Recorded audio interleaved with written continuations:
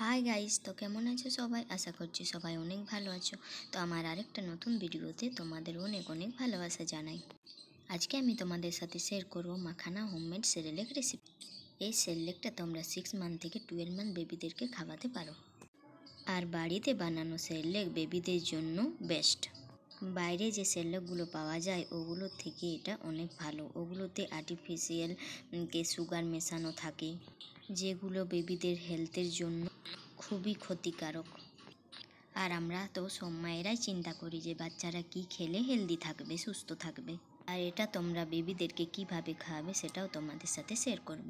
তো আমি এখানে নিয়ে নিয়েছি মাখানা, ওটস, কাজু বাদাম, পিস্তা বাদাম, তার সাথে সাথে নিয়ে নিয়েছি চিড়ে। তোমরা চাইলে এখানে আরও অনেক রকমের ড্রাই ফ্রুট এড করতে পারো, যেমন আখরোট, বাদাম, পেস্তা বাদাম এগুলো।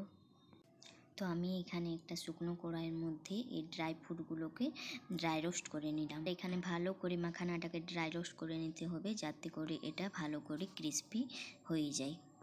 তারপর আমি একটা মিক্সার গ্রাইন্ডার দিয়ে এই সব কিছুগুলোকে একসাথে দিয়ে ভালো করে একটা ফাইন পাউডার তৈরি করে নেব। তারপর সেরেলেকটাকে আমি এখন একটা এয়ারটাইট কন্টেনারে স্টোর করে রেখে দেব। তো চলো তোমাদেরকে বলি এটা তোমরা কিভাবে বেবিদেরকে খাওয়াবে।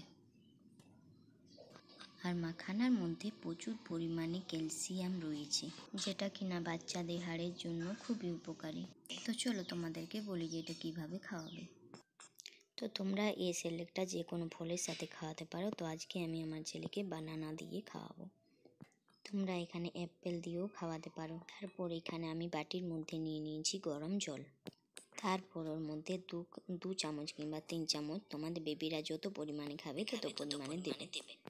ভালো করে নিয়ে এটাকে ভালো করে মিক্স করে নিতে হবে। গোলার সময় প্রথমে একটু পাতলা পাতলা লাগবে, তারপর ঘন হয়ে যাবে। এটা 6 মান্থের পর তোমরা যদি বেবিদেরকে এটা খাওয়াও তো একটু পাতলা পাতলা করে খাওয়াবে। বাইরে কেনা সেরেলেকের থেকে এই হোমমেড সেরেলেকটা বাচ্চাদের জন্য খুবই উপকারী।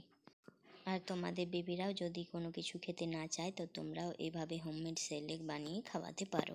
তো বাই বাই।